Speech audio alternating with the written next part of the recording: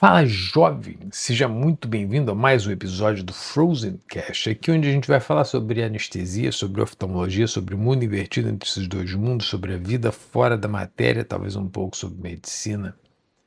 Episódio de hoje, Síndrome de Kearns-Sayre. Que é isso? Que isso, jovem?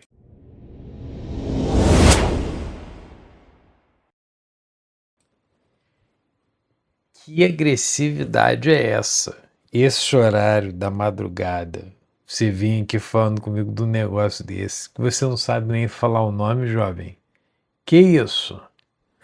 Veja bem, essa síndrome, ela foi descrita em 1958 por Thomas Kearns e George Pomeroy Sayre, de um rapaz que tinha tríade clássica, hoje considerada clássica, que era oftalmoplegia externa, retinopatia progressiva e defeito de condução cardíaca.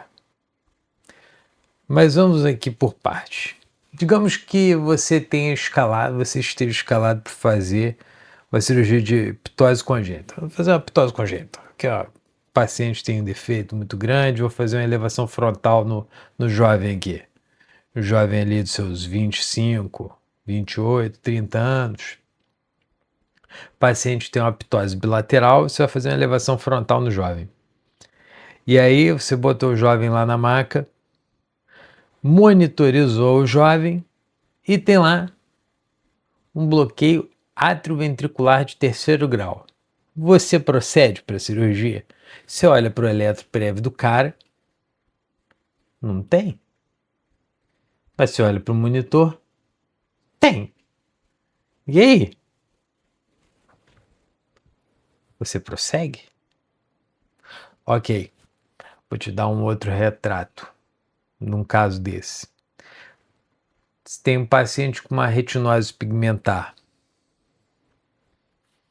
está fazendo injeção de anti-VEGF, você retinólogo, injetou anti-VEGF no paciente, foi chamar o paciente não acorda.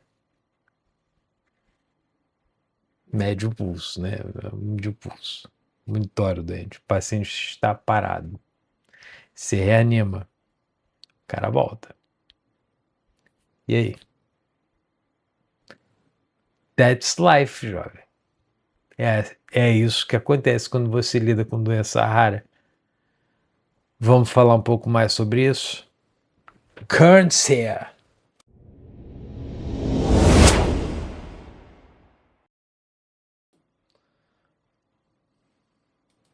Ok. Mas o que é isso? Isso é uma doença mitocondrial. Tá? Como é que começam os sintomas dos nossos jovens? É um paciente que começa a ter uma dificuldade de enxergar de noite. É um paciente que eventualmente chega para uma ptose bilateral. É um paciente que tem uma oftalmoplegia externa. Mas para você fechar o diagnóstico clínico do processo, precisa ter um defeito de condução cardíaca nesse paciente. Então, primeira lição que a gente precisa ter desse problema hoje em dia. Se você tem um paciente jovem com a ptose palpebral bilateral, eventualmente uma oftalmoplegia externa ou uma retinose pigmentar que você não consegue explicar de outra forma, que é insidiosa, que tem uma progressão lenta, que tem um paciente que tem uma nictalopia, que é uma dificuldade marcada de enxergar de noite, progressiva. Este é um paciente que você, apesar de você ser oftalmo, provavelmente vai precisar solicitar pelo menos um eletro e deixar esse paciente acompanhando com um cardiologista de perto.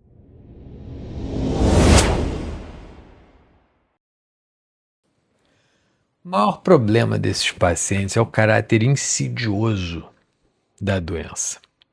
Você vai ter um paciente que vai começar a se adaptar a pequenos problemas. São pacientes que têm uma visão que fica cada vez pior de noite e você pode botar na culpa num astigmatismo, numa acomodação, se você ainda não fez fundo de olho nesse paciente. É um paciente que tem começando a se virar, é o paciente que se vira. E quando você percebe, ele tem uma característica de fundo de olho, de uma retinose, que não é uma retinose pigmentar típica. É uma doença mais leve, mas que vai progredindo ao longo do tempo e que é difícil de explicar.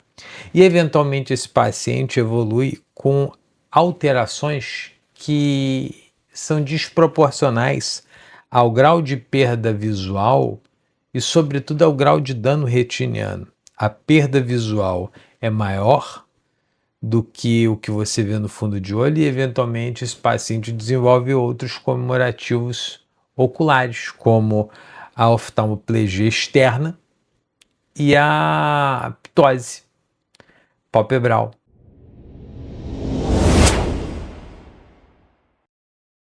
Então, o diagnóstico é aquilo que a gente aprende na faculdade. Eu sou velho,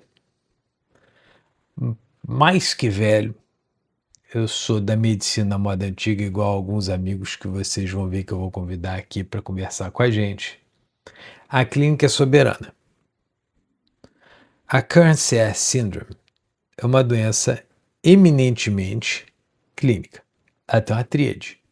Toda doença que tem uma tríade, você não pode ignorar. A tríade é oftalmoplegia externa, retinose progressiva e defeito de condução cardíaca. Essa é a tríade do Kearns-Sayre Syndrome, ok? A ptose não está contida na tríade, mas a ptose faz parte do quadro progressivo da doença.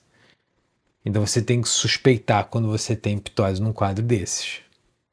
Mas você pode fazer outros exames. Você pode fazer campo visual, você pode fazer tomografia, você pode fazer eletroretinograma, você pode fazer o Holter nesse paciente. Mas o diagnóstico laboratorial que você consegue fazer inequivocamente a afirmação de que esse paciente tem a doença é o exame de DNA mitocondrial no biópsia muscular. Mas vamos lembrar, é uma doença que é eminentemente clínica. Se você tem a tríade de oftalmoplegia externa, retinose progressiva e defeito cardíaco, essa tríade já caracteriza a síndrome. E você só fecha ela eventualmente, consegue ainda fechar com maior facilidade, se ele tiver ptose bilateral.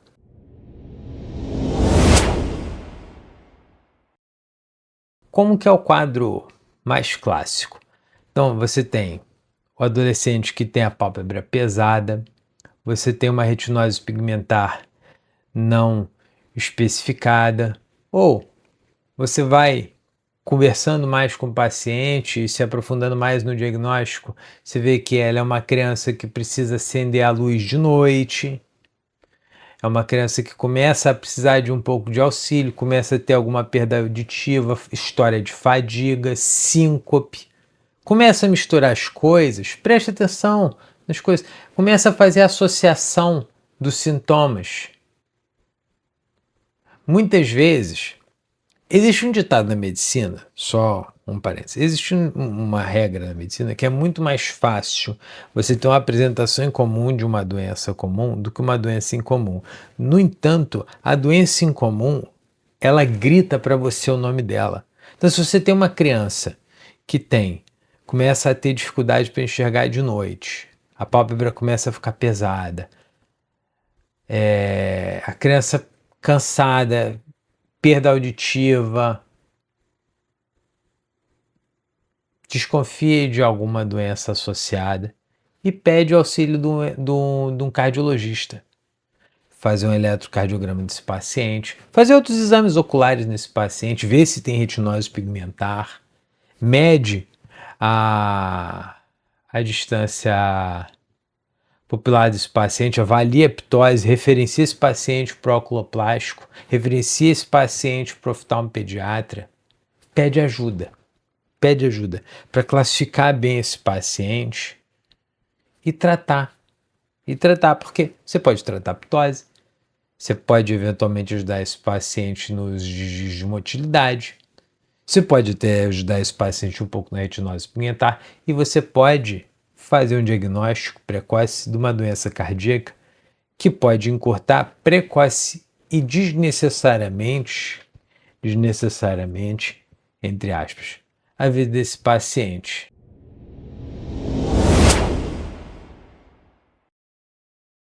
Agora chegou para você. O paciente está redondinho, ele já tem diagnóstico. Ele veio para operar, você já sabe o que ele tem. Você já sabe que ele tem um problema cardíaco. O problema cardíaco está corrigido. Seu paciente está lá com o marca-passo dele. É um paciente jovem, 30 e poucos, 28, 40 anos, que seja.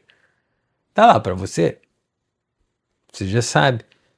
O que você vai fazer? Você vai dar oxigênio para o seu paciente, você vai sedar o seu paciente, você vai evitar dar opioide para o seu paciente para você não ter retardo no despertar, você não ter necessidade de dar oxigênio suplementar para o seu paciente de forma desnecessária. Você vai fazer um bloqueio que seja contundente no seu paciente, de preferência sem utilizar uma dose muito aumentada de vasoconstritor.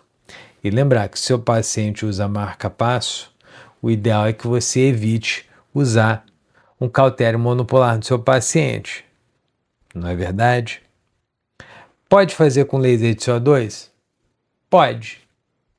Pode fazer com lâmina fria? Pode. O que você deve evitar é o eletrocautério, sobretudo monopolar, no paciente que usa marca-passo num contexto desse. Então, se você tem um paciente desse que é complexo, você não tem que evitar de fazer.